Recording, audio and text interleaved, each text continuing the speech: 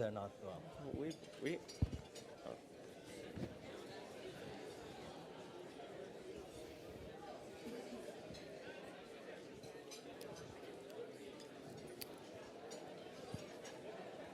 Good evening.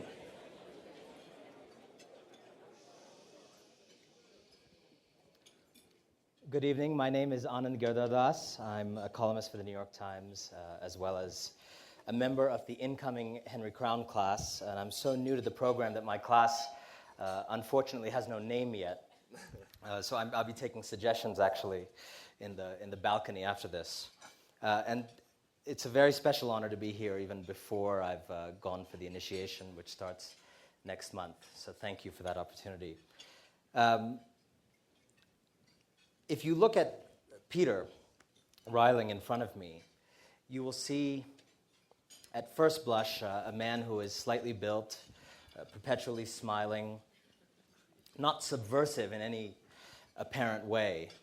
But Peter revealed his true colors a few months ago when he reached out to me and asked me if I would be willing to interview someone on stage, a person who would surely make no delay in shattering the pillars of the Aspen Institute consensus.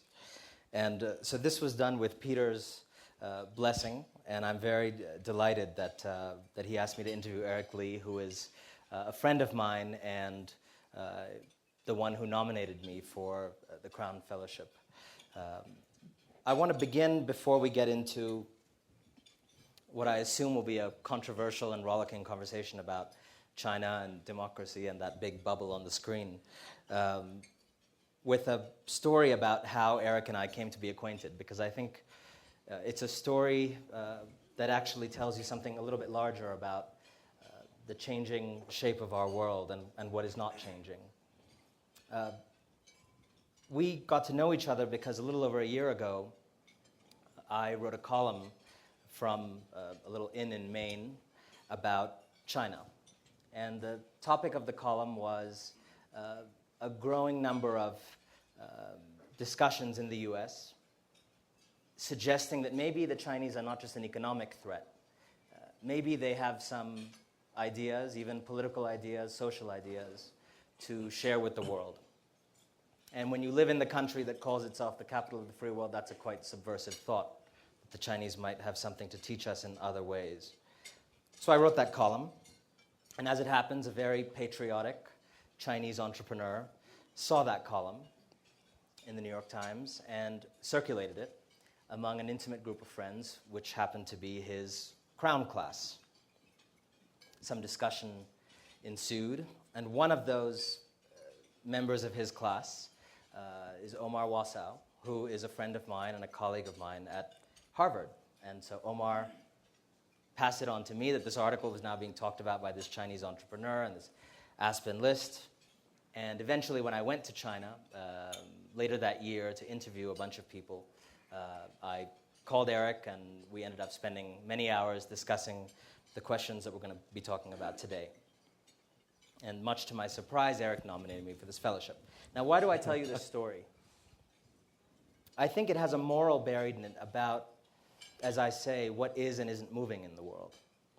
At one level, it's a story of a meeting of minds between two people, an Indian, although in my case I moved to India, back to my parents' country after college, and a Chinese. These two countries that we keep hearing are supposed to be taking over the world. But it's very important in this story that the Indian and the Chinese connected by way of, by my count, 3 institutions not based in India or China. The story is impossible without the New York Times to carry my ideas to Eric, because no Indian publication or Chinese publication would have done that work. It's unimaginable without the Aspen Institute network that led that forwarding to Omar and then to me. And it's unimaginable without the Harvard connection that Omar and I had. And so before we start our discussion about modernity, China, this Eric's sense that China may be taking over the world, and Sean's apparently, it's important to remember that for all of this shifting balance of power, there will be, I think and I hope, an enduring role for institutions in the West like this one that may not be the center of dynamism and excitement anymore, but remain centers of convening and of bringing people together and of cross-pollination, that India and I think China as well are certainly not ready, roles they're not ready to play. The reason we wanted to have this conversation is not the reason that we normally would when we have a very successful Chinese entrepreneur on the stage. Some of you may be disappointed to know you will learn nothing about how to do business in China this evening, so we may lose about a third of the crowd. You're not going to hear about the property bubble and about whether they're going to sell their T-bills and that whole thing which fills so many of these conferences that we all go to. Today we're going to talk about what, if anything, the rise of China means for ideas, the world of ideas, of values that we talk about here. And particularly the world of ideas that Aspen elevates, the ideas of democracy, human rights, certain universal values, values that Eric Lee, if I may say, is busily trying to dismantle.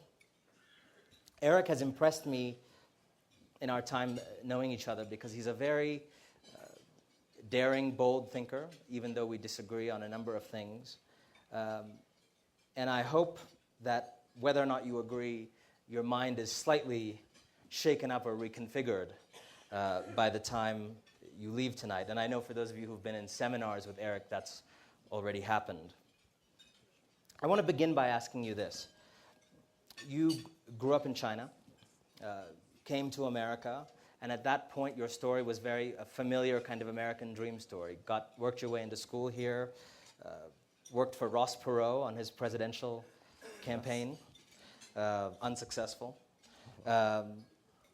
You thought about going back to China in 1989 to be with the students who were demonstrating. You believed in the system that you found in this country. And then somewhere along the way after returning to China, you came to the conclusion, you turned about and came to the conclusion that the kind of democracy, human rights, individually driven society was not, in fact, what China needed. How did you make that turn? What caused it? Well, when I was 18, people in this country talk about if you're 18, if you're not a communist, you don't have a heart. And if you're 40, you're still a communist, you don't have a brain. If you're Chinese, if you're 18, if you're not a Democrat, you don't have a heart. If you're 40, you're still a Democrat, you don't have a brain. Democrat with a small d, of course. And what I've come to reckon, when I first came to America, all I saw was the freeways and the ice creams and the cars and the beautiful California blondes. But the ideas that made up this country in the West, the fundamental ideas of the political system, of the role of the individual, these ideas are fundamentally religious. Religious? Religious, that's right. Religious or ideological. And when you try to transplant religious ideas into other parts of the world that do not have the same religious heritage or cultural traditions, they fall flat and they cause much more damage than intended, than the benefits that were intended. But if you look at most of the people in this room, many of the people in this room, Right. many of the people who enjoy the freedoms of the United States Yes. are not religious. And many more of them, if they are, don't derive their democratic theory from religion. So I don't understand, what makes this religious? Well, to me, it has to be religious because otherwise, let's take one idea, human rights. So all men are created equal. Well, by whom? Me? You? Peter? Peter? Liberté, égalité, fraternité, from whom? If it's not from a higher authority, then of course these are negotiated rights that could be taken away. So are these rights granted by men or are they from some higher authority? If they're from men, then obviously we don't have any disagreement. But if they're not, then by definition, they are religious. Why have these ideas worked in certain places that are not of that same background? It's worked in the Western cultures because they evolved from the Judeo-Christian tradition. The men of the Enlightenment are highly religious men. They came from the tradition of Christianity. It's the evolution of the Western religious traditions. I think if you go back in history 200, 300 years, that almost all of the men of the Enlightenment would tell you that the individual was the basic unit of society that had unalienable rights, but those rights came from God. There's nowhere else that those rights could come from. So you broke the feudal layers above people and replaced it with a direct connection to God. It has to be from God. And when you say that China is obviously not part of that tradition. Right, and many other parts of the world are not part of that tradition. Does that make you think there will be a delay in democracy coming to those parts of the world, or you think for 100 years China will still not be? I mean, democracy, I don't know what that is. That's another idea that I have a problem with. That, I run into... You're not surprised? I run into people in this country and in the Western world at large who happen somehow think that democracy is an end in itself. So, again, it's a religious approach. It doesn't matter whether the garbage is taken out. You got to vote. So democracy is not a political system. To them, it's not a political system that's supposed to deliver something. It's an end just in itself. So, it doesn't matter whether it works. So to us, I don't think the Chinese are adverse to democratic governments. But if they don't work, you ditch them. But yes or no, do you expect China to be a democracy? I don't. In 100 years? No. One of the things you first said to me when we met was that you think China's rise has been misconstrued, that it's not principally an economic challenge to the West, it's a moral challenge. Yes. Now, when we read about the arrest of Ai Weiwei and other writers and artists, the persecution of many writers and artists who often are people who did nothing more than organize people against quite manifest injustices. We understand perhaps the economic challenge, but the idea of a moral challenge coming from a country that does those things seems almost comic to some people. How can you argue that it's a moral? What does China have to teach anybody morally? Well, just for full disclosure, I had been advocating the arrest of Ai Weiwei for some time, for a couple of years, and I was happy they finally did it. and I'm somewhat upset they let him out. I think this man belongs in jail. He has clearly broken the law. They got him on some tax situation, which I'm not so sure of. Yeah, I think that's, but clearly in China, political speech is restricted. These are laws on the book. There's a law called anti-subversion law. You cannot speak to organize against the government. That's what the law says. Do you think that's a good law? For China, yes. Why? I think China needs, for the next 10, 20, several generations, needs social and political stability, especially in the internet age, when you have political speeches that are amplified beyond the effects, beyond their effects in society, the effects they should have in society, cause instability. Why did you specifically petition for his arrest? I didn't petition for it. I've been speaking for it. And I think the record is clear that it's public record. He's been sending out these Twitters. He's been writing. He's been calling for the organization of different parts of society to overthrow the Chinese government. Isn't he doing nothing different from what you're doing, sitting here, airing views that may be controversial to other people, protected by... I am. If the American law says it's not allowed, I wouldn't be speaking it. I would respect those laws. I mean, I think people ought to respect the laws whatever cultures. And there's no higher law? I don't know. Is there? If there is, then we're back to the religious idea. You recently gave a speech in Paris in which you try to distinguish between something you call modernism with a capital M Yes. and modernization as a process. Right. Can you explain what the difference between these two things is? Well, I think to the Chinese, modernization simply means material advancement. So technologies, roads, lifting people out of poverty. Modernism, I think, is essentially an ideology, and I call it religion in that speech. And modernism or modernity composes of three ideas, fundamental ideas. One, liberal democracy is the perfect form of government. Two, the individual is the basic unit of society with unalienable rights endowed by a higher power.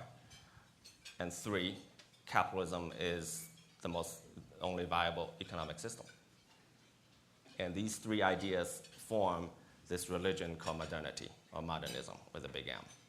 Would you agree that, however culturally specific those are in origin, they have been more successful in more parts of the world than any other constellation of ideas? I think that's a questionable proposition. I think modernism has certainly delivered enormous prosperity and advancement for Western cultures, Western countries. I think modernism, with a few notable exceptions, has failed to deliver any benefit for cultures outside the Western civilization, with a few exceptions. If you look at all the continents around the world that have adopted what are fundamentally Western values that were sold as universal values and has subjugated their cultures in order to reach the paradise of modernization through modernism, I don't see a whole lot of successful cases, a few, but the vast majority of them have been failures. Look at India. Yes, recently, yes. Brazil. I would say Brazil. Brazil is a Christian. Brazil, I think, is offshoot Western civilization. In South America, I would characterize that as an extension of Western civilization. I wanted to ask you about the concept of freedom. Yes. I was struck when we met in China last year. I interviewed 30, 40 people over the course of a month. And at one level, I was struck that no one, it was the only place I've been in the world where nobody asked for me to turn off my tape recorder once. Everybody allowed me to use their name. Yes. That was surprising. So there's a certain liberty to discuss that was surprising to me as a journalist. But at another level, as you say, any kind of political activity that reaches a certain threshold is unacceptable and can land you in jail. Right. What is the state of freedom in China? What freedoms are allowed, what freedoms are not allowed? How do you draw the line today? I think a Chinese person enjoys as wide, if not wider, range of personal liberties than anyone in any Western society. What do you mean personal liberties? Where to live, where to work, who to marry, what you want to say, including a lot of political speech. But the threshold is organization. So if you organize against the ruling authority, then the punishment is severe. So you have a wide range of liberties, but a sliver where you're not allowed that liberty, where punishment is severe. I guess my question is, a lot of countries in the world seem to have tried this, seem to have tried just allowing people commercial freedom, just allowing the freedom to trade. Yes. And the direction, and not just in the West, seems to be once you give people certain kinds of freedom, people don't tend to draw very neat lines and feel comfortable with not getting the rest. People tend to want it all. Speaking out against your boss and speaking out against your president involve the same human character. Why do you think China is different? That people will magically in China not want the same things that they've seemed to want almost everywhere else in the world? Well, I'm not sure whether it's a case of whether people want it. I don't think people should have whatever they want. I mean, I don't think it's not a matter of what people will end up wanting. It's a matter of what should be the fundamental organizing principles of a particular society. And what are the fundamental organizing principles of this new China? Well, we don't know yet. That's the question mark. So I think the Chinese story is in its formative stage. We know what it's not. It's not Western, it's not modern. It's not modernism. But we don't yet know what it is for. What are some of the emerging, if you were to draw them out, what are some of the emerging principles you see? As you say, it's a moral challenge. So a moral challenge has to have pillars, the way the Aspen Institute has pillars. What are your version of the Aspen pillars? My version of the Aspen pillar or the version of modernity that we talked about? No, the Chinese answer. The Chinese answers, like I said, they're in the formative stage. But I think certainly the role of the individual is different. I think the individual is part of the polity, is a part of a collective. The individual does not supersede the polity. So I think that's one pillar. Second, the government is not separate from society. What does that mean? So-called civil society, there's no such thing as civil society because civil society is defined as something apart from official society. So I think what will come out of China would be a holistic society where government is part of society and plays a commanding role in society. So there's not going to be an independent civil society. And of course, capitalism. I think China is not capitalism. The Chinese success so far, economic success, has been based on very successful, effective use of capital, but it's not capitalism. But isn't what you do as a venture capitalist capitalism? It's capital, it's capitalistic, but it's not capitalism. What's the difference? Capitalism means the interests of capital supersede the interests of the polity. Can you give me an example in the West and how it's different in China? I think I see it everywhere in the West, where you see Wall Street, you see the financial powers, their interests almost supersede the American nation state. It's the one thing everybody may agree with you here. Right. I want to talk a bit about Africa. You do a lot of business in Africa. Yes. I recently found out something you may not know about Eric, which is that Eric has been designated by a certain king, a chief of 5 villages in Ghana. So although he does not look it, he is an African chief. I wanted to ask you about the controversies about China's involvement in Africa, which I know you spoke to a subset of this group today. You were very open about the fact that there are 0 values involved in China's relationship with Africa. Setting aside whether the West was successful or not successful, is it right for a powerful country like China, a country that will be even more powerful, to approach a fragile place like Africa with no values? Well, I think the question is it right to approach it with any kind of values? They're yours and not theirs. I think the Chinese relationship with Africa is purely 100% a commercial one. There's no pretense of charity. The Chinese are there to do business, to get what they want for the Chinese people. And I think it's entirely up to the African peoples and countries to determine what's best for them. And they have the perfect right and power to design how they want to structure the relationship. And I think the Chinese will play their games. Why does it make you, or not you, but the Chinese who do business in Africa in general, so uncomfortable to talk about values? Not Western value, but why not have your own value? I don't think the Chinese want to go to other countries and tell them how they should run their countries. But what about having values that simply guide your own conduct in Africa? Not telling anybody else how to be, but deciding what kinds of states you'll deal with, what kind of Africa you'd like to be a part of if you say you want to be a partner for the next 50 years. I think it's up to the Africans to determine what's best for their cultures. I think we're past the phase in the world, what I call an ideological phase. I think we're entering a new phase in the world where cultures will dominate. And what we want are cultures to assert themselves and cultures to develop organically, instead of us or the Chinese or anybody to go into any other country and say this is right and this is wrong.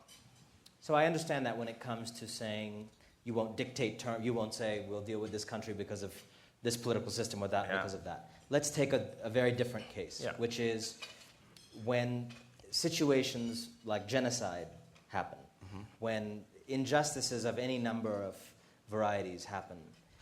The Chinese posture is very much like what you just described. It's non-intervention. Right.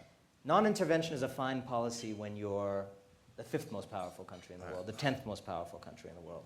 According to Sean's circle, China is emerging as a superpower. What is going to happen to questions of genocide, to manifest injustices in the world, which the Western powers, for all of their faults, spend a lot of energy thinking about and intervening on behalf of, sometimes well, sometimes not well. But does it not scare you to have the most powerful country in the world, possibly in the future, have absolutely nothing to say about a lot of the bad things that happen in the world? I think the good things and bad things ought to be allowed to take their course and to play out. It would be like, can you imagine in 1865,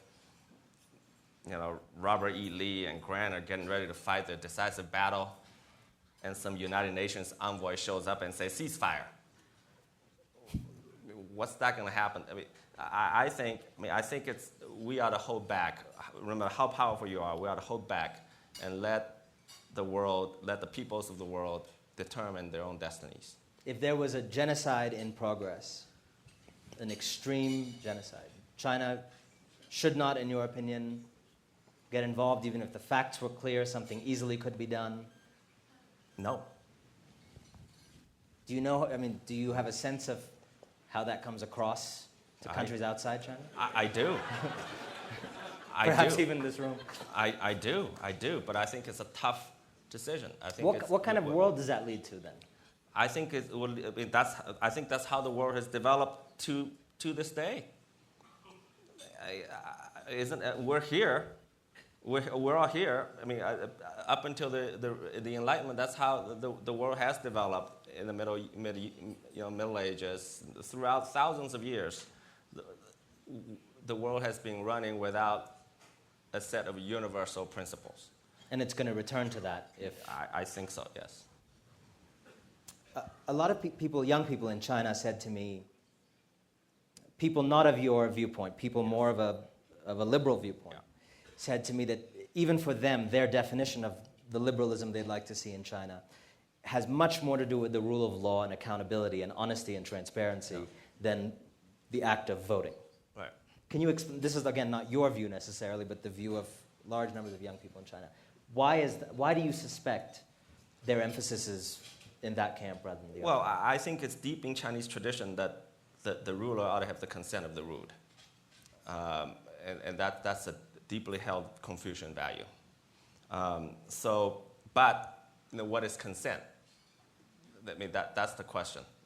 So does, on a certain day, rain or shine, a bunch of people show up and check boxes? Does that mean consent? It does here. I know it does here. But if you look at, we don't have elections. But if you look at all the data been collected in the last 20 years by Pew or Gallup, the Chinese government, the Chinese ruling regime, has had in the 60, 70, 80% popular support year after year. It's probably a government that enjoys the deepest, widest, and most sustained popular support amongst the highest. Aren't people just afraid of going in to the jail world. if they tell Gallup the wrong thing? No. The Gallup, Pew does. They're going to become like Ai Weiwei? No. I don't think so. And Pew does a reasonable, has very good methodology, and it's all these are good polls. And so what is that consent built on? The consent is built on their... Why do they support a government they don't choose? Most people, that doesn't work in most places. I don't know. I think it's worked for most people most of the time in human history. It hasn't worked for a small group of people for a very short period of time in the last 300 years. I wanted to switch gears a bit and ask you about, on the cultural side in China, one of the things that you notice is a certain, I remember you got a watch from one of your associates, a Shanghai watch, as a gift. And a lot of these old communist products, Fei Yue shoes and some of these other things, coming back into vogue.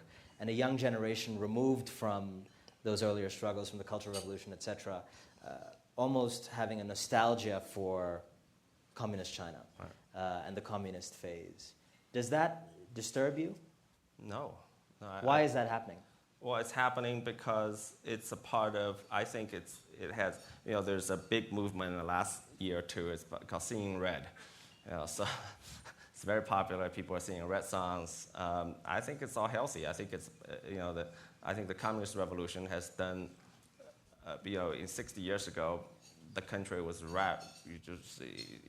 in deep trouble, famine everywhere, life expectancy was 45 or even lower, foreign aggressions, poverty, and in 60 years, look at what they've done. So Eric will, by the way, be performing some Red songs after this gathering. I mean, I'm not a communist, but I think they've done a great job. But you have friends who are. Yeah, I have friends who are. And I am a venture capitalist, and I won't fire a CEO like that.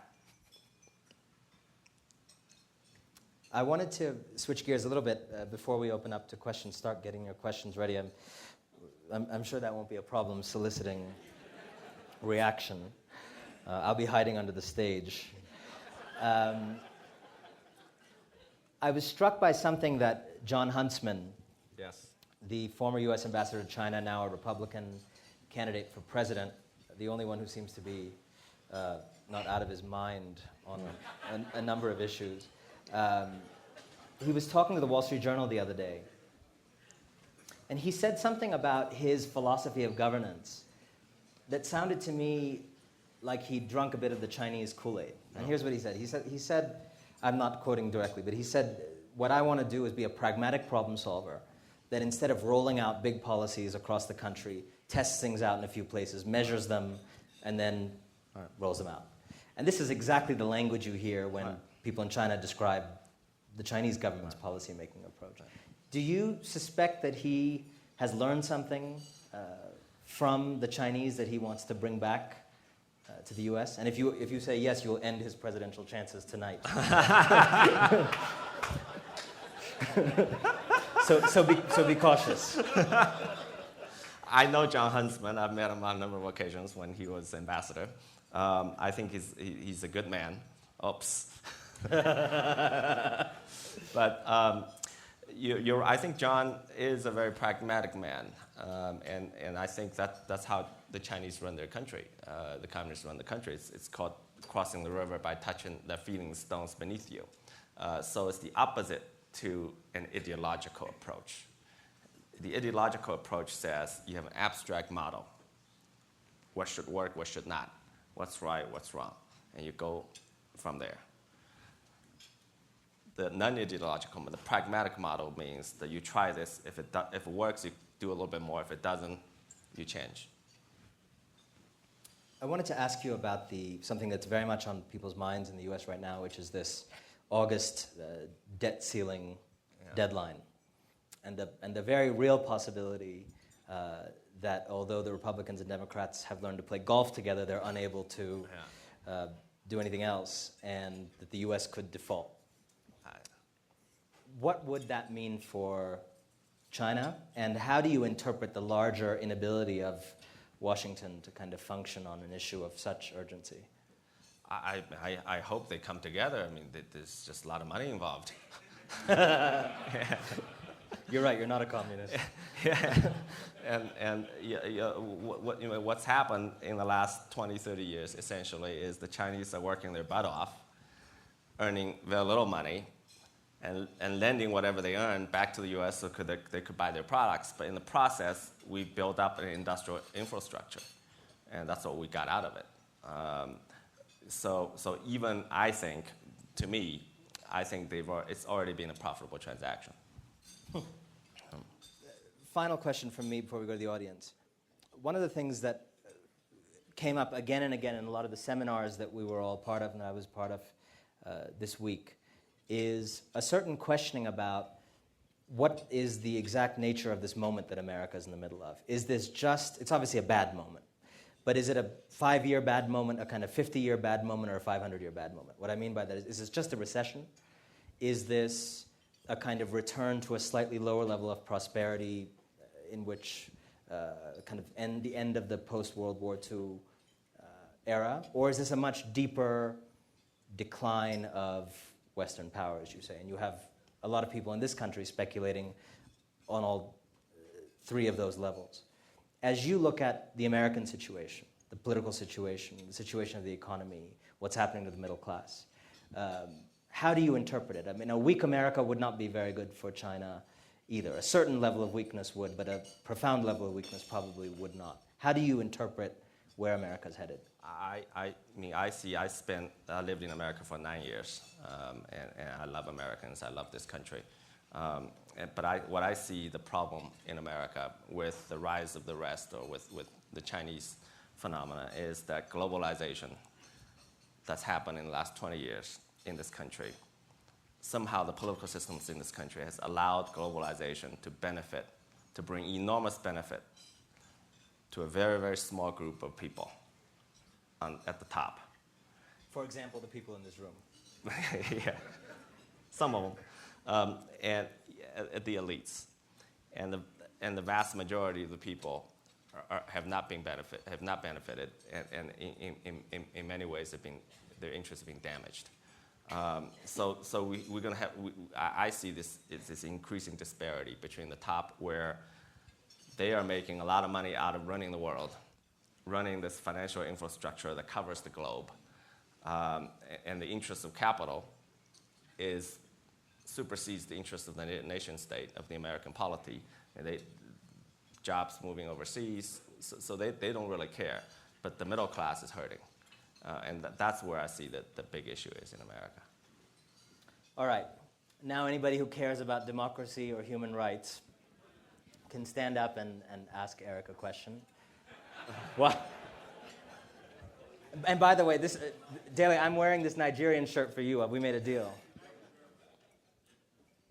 Lei Shanshan, I just want to explore a little bit your concept of the law.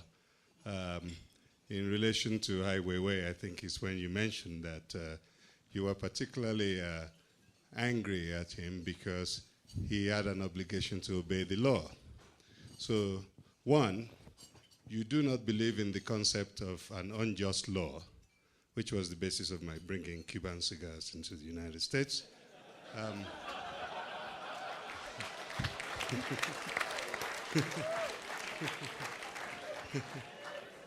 But seriously, when I lived in China in the mid to late 90s in Beijing, a particular phrase that stuck in my mind was the idea of the 150 years of humiliation, by which Chinese meant, starting with the Opium War and the colonization of the coastal cities, the Germans, the Americans, the Brits, the French, and so on. And of course, they had laws that they imposed on the Chinese. So those laws, in your view, should have been obeyed by the coolies and the bureaucrats or whoever the laws were imposed upon. Would this be a correct characterization of your views of justice and of the law? Well, I think Ai Weiwei should have obeyed that particular law, and I believe that particular law is just.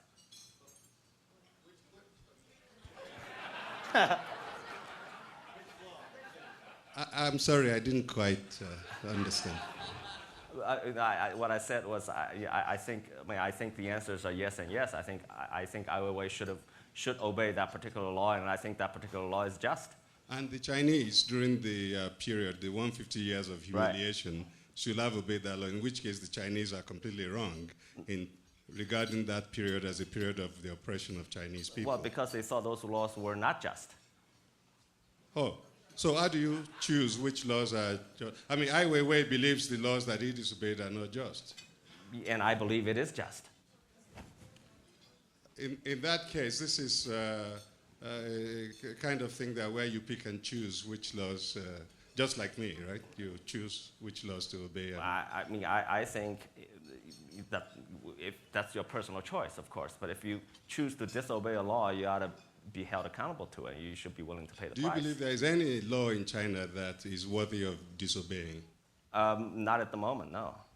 Okay, thank you. I love guys who are provocative. Maybe tax laws. Over there. Just wait for the microphone. Sorry. As a venture investor, how would you react if you had made a large investment in a company that the Chinese government then decided was not in the best interest of the company and just basically wanted to shut it down? How would you handle that type of situation? That's the risk you have to take in a country, in a place where capital does not supersede the polity. Unilever was ordered not to raise prices 2 months ago because you would walk away from that investment. I'm just asking how. I don't know that there's a right or wrong answer. I'm just asking if you had invested money in that company. You have to walk away, yes. You would walk away. Yeah. Well, you got to work your way and see if you can save it, of course. But if you fail, you have to walk away, yeah. Well, why would you work towards it? If the government decided we want to shut down this company, you should accept the fact that the government wants to shut down the company. Yes, but it's a consultative process, so it's not like somebody makes a decision and shut it down. The red jacket. Yes. I have to admire your guts to stand up here and say some of this stuff. Eggs are okay, but rotten tomatoes off limit. It's all great to say these things when they don't apply to you. Yes. I'm just wondering, what would you do if your father was arrested in China because some corrupt official, I don't know what your father does, so I'm just making up a hypothetical, but your father, not anyone else's father, but your father, was arrested because he got in the way of some corrupt official's activities, and he was being tortured in a Chinese jail. What would you do? My father was arrested, and he was in prison for 8 years. For what? It was a political prisoner. And was that a good thing that they did? No. So you're disagreeing with the regime? I disagree with the regime all the time. So it was a bad policy and a bad thing that they did. Yes. So your father's... Was the law wrong that was the law unjust? No, well, it was during a revolutionary period, so it was, it was problematic. But a lot of things are problematic. Okay, but what I don't understand, it's just like saying, it would be like saying that I believe taxes are too high, or taxes are too low. You should raise taxes. But that doesn't mean that I shouldn't maximize my tax benefits, right? I mean, the individual's interest, the individual's position, sometimes are inconsistent with what the individual thinks what's right for the society. Okay, so let's take this abroad now. So you have now gone to Africa to make an investment. Yes. And the country in which you've made the investment decides to expropriate your investment and to arrest you. Yes. Should China? What should happen there? What should happen? Should China get involved in getting you out of jail? Or China would. They would try, yes. But wouldn't that be getting involved in some other country's internal affairs? No. So it's okay for them to come out to help you get out of jail, but if there's a genocide going on in that country, they shouldn't get involved. No, because I'm Chinese. They ought to help me. The value of your life is more important than the value of anyone else's life who's not Chinese. No, I'm saying the value of my life, the Chinese government has a responsibility to protect me because I'm Chinese. That's all. And so being Chinese is, by definition, a human being, but somebody who's being killed in a genocide is not. No, I didn't say that. Being Chinese, all I'm saying is the Chinese government has a responsibility to protect me because that's the contract. That's the contract. That's the deal. Why don't we move on to more questions? In the black dress.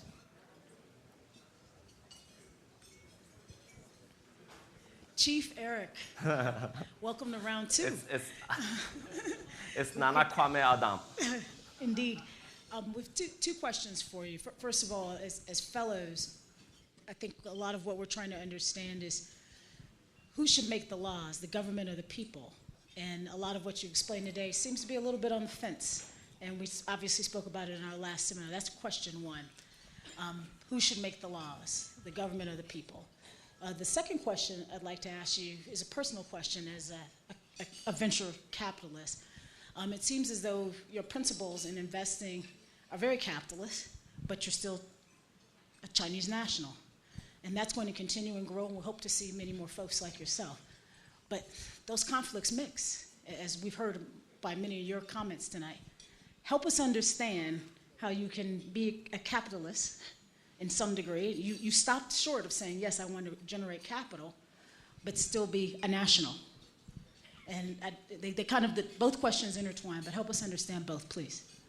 Your first question, I think whether the people or the government should make the law, I think it's an organic process. First, I don't think government is apart from the people. So I think the cultural concept, the cultural entity ought to make the law. So whatever the cultural traditions of the place will play a role in how laws are made. So in the Anglo-Saxon tradition, middle class people make the laws, but in other traditions it may not be the case. And your second question, of course, I'm a capitalist. I'm a venture capitalist. But again, I think that the interests of the polity supersede the interests of capital. We go to Skip. Eric. So Eric,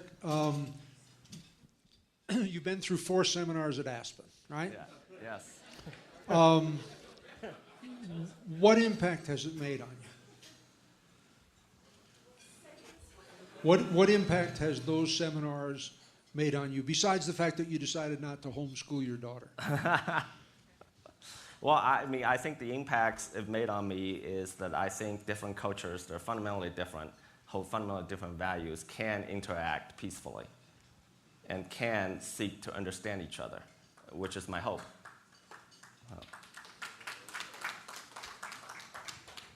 Yes, sir. Oh. Eric, I want to congratulate you for just being honest with the room, because I think that's...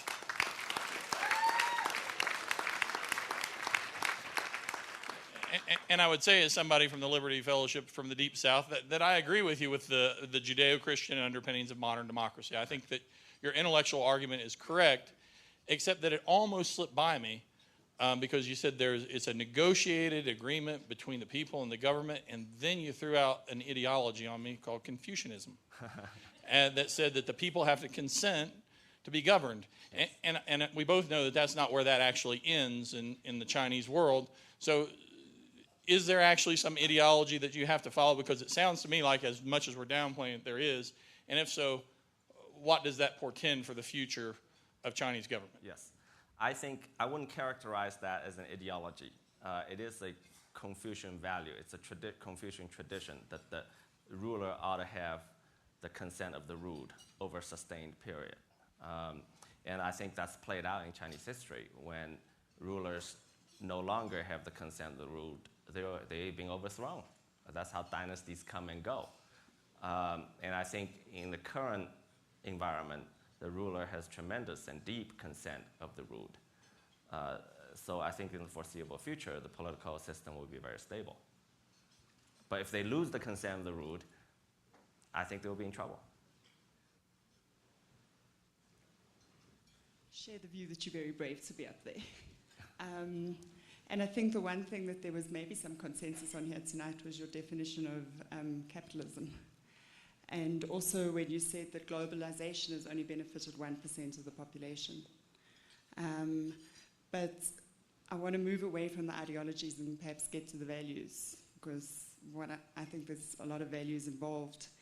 And let's take, for example, that I'm a fisherman on the Mauritanian coast, and there are only 100 fish in the sea.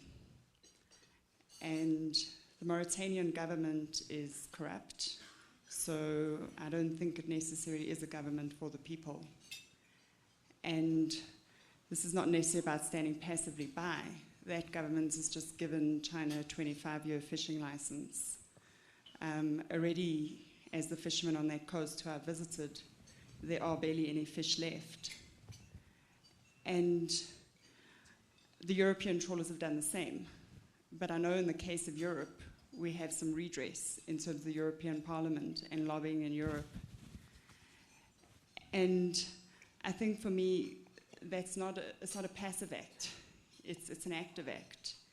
And I think equally African countries, in the case of genocide, have actually been supplied arms, and those governments have asked for arms. It's also not a passive act. So even just staying away from the ideologies. I mean, if there are 100 fish, do those fish need to go to China? And it obviously is to China's benefit that the African governments are corrupt. And I think one thing you said tonight is very valid. The African government should be saying no. And is it your job to make them say no? And I take that point well. But they're people. Why don't we, that's a great question. Why don't we answer, we have to move on. I think we ought to hesitate before we think we can make judgments about what's good or bad for other cultures and other peoples. And I think we ought to leave it to them to develop organically to figure out what's best for them. And yes, it may involve a lot of pain in the process, but I think the risk is much greater when an outside power tries to make judgments and determine what they think is right or wrong for another people. And I think any power, a Chinese or whoever, they have the right to do what they think is best for their own people. I think we have time for one more question. I'm happy to go on, but I think we have... This isn't so much of a question as it is an important comment. I'd like to ask, even beg, that the characterization of Africa as dysfunctional and fragile does not belong in an august body like the Aspen Global Leadership Network. We totally resent that, and it needs to stop. Now, I'd like to add that in that regard, the Chinese show more respect to Africa than the West does and has. And that's part of the reason why African governments find it even compelling in many cases to do business with the Chinese. I will speak also as a Ghanaian specifically. Ghana has a responsible, elected, represented government that makes clear choices to do business with the Chinese when we choose to, and with our other African neighbors, and with Western neighbors. I think it's important that this is brought to bear.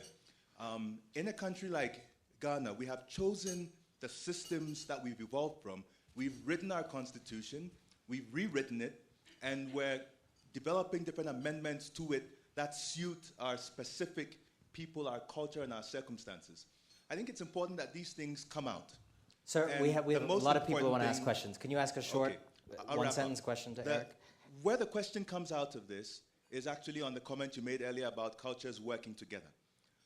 Can you share China's position in getting Chinese ideas out to be accepted in different parts of the world? How does China intend to do that? Because that's actually one of Africa's most difficult problems, getting our culture, getting our norms to be heard and accepted by other countries. Thank you. I think that the Chinese ideas are not exportable. And if there's any idea that's exportable, it's that idea. The Chinese model is not exportable, neither is any other model. I think the fundamental idea that can be exported is that African countries, I've been going to Africa for many years, I love the continent, I really wish Africa well. I think African countries and African peoples should follow their own paths and find something, like you said, that work within their own cultural tradition. So we got a bit of an extension, so a few more questions. Omar. Hi, Eric. First off, I want to say on behalf of the 12th Knights, we still love you. But a little less.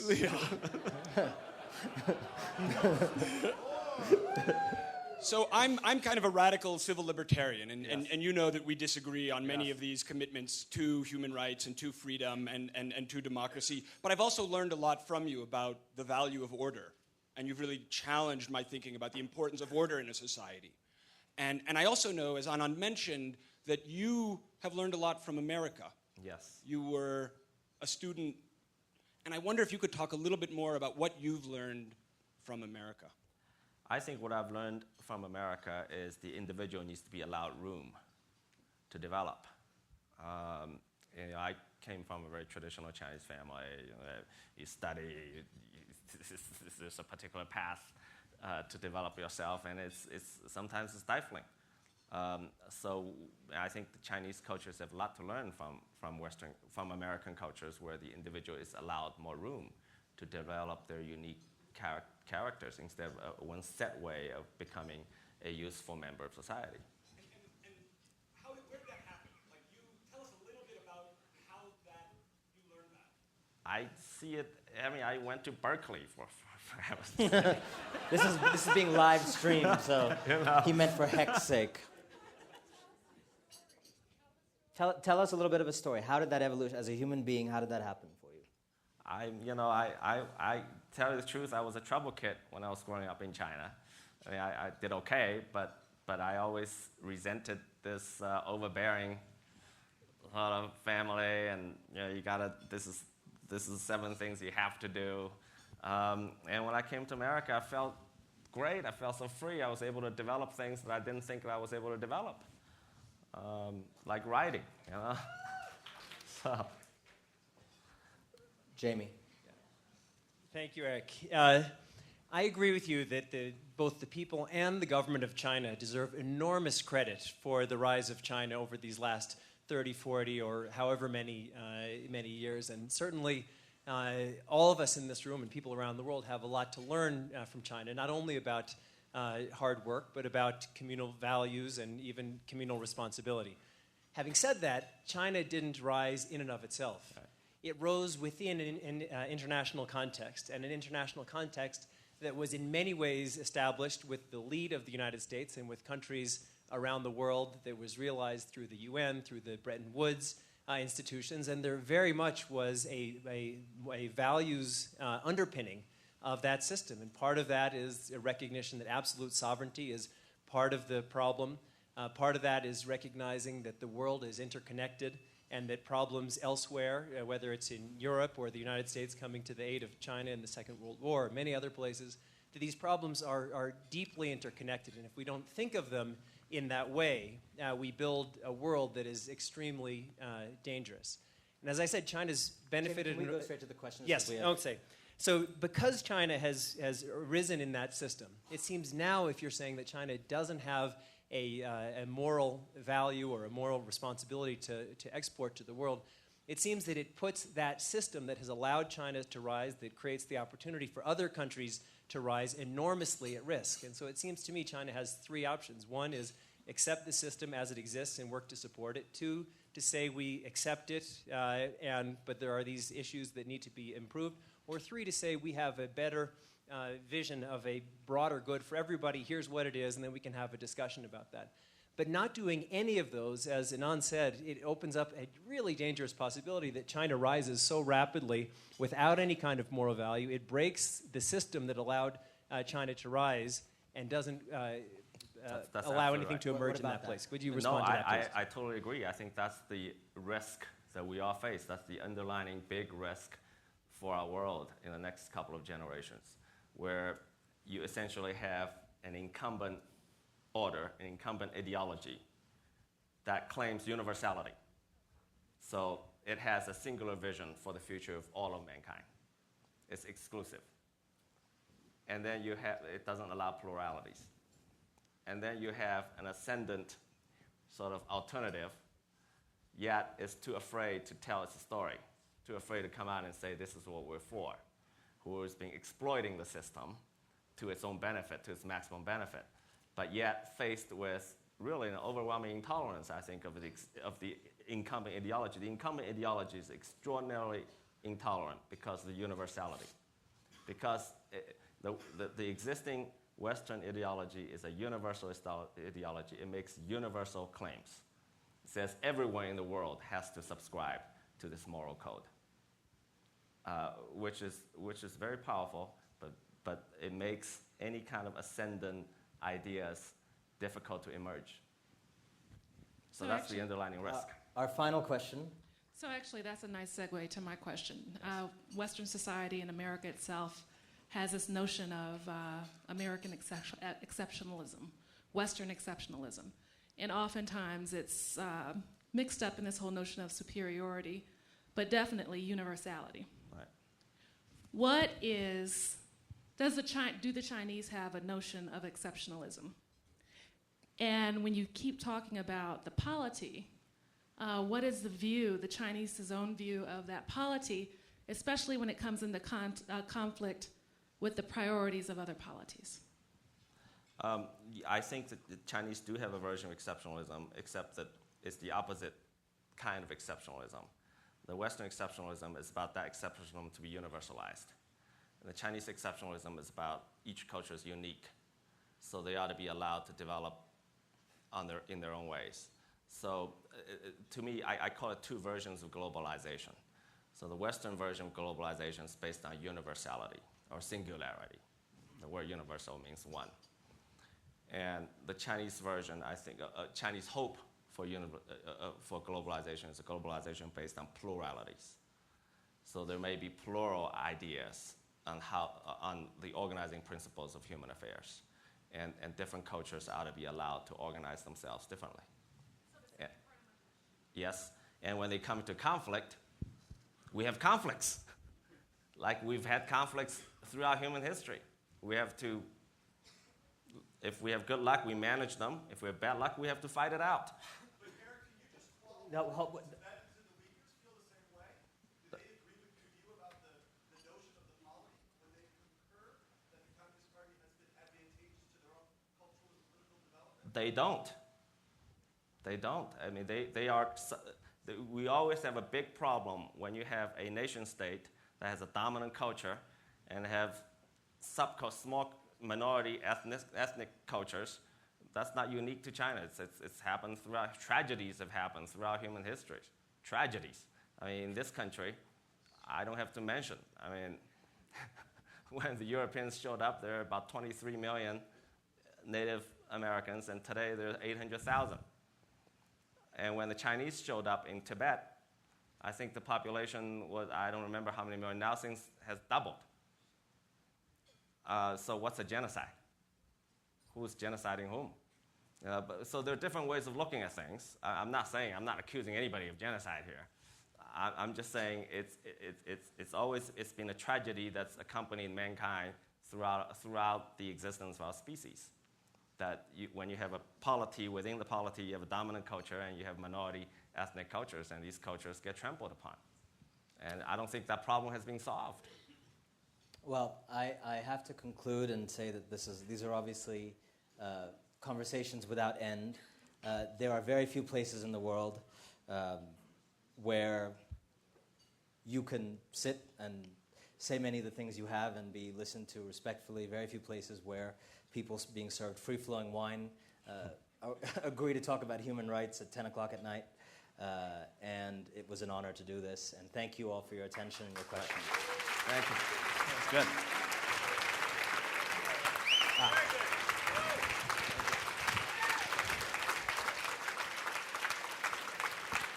Thanks. And Eric has declined to sing Red songs, but instead we will have a wonderful South African musician, Naomi Younga, who's a fellow here, performing for us now.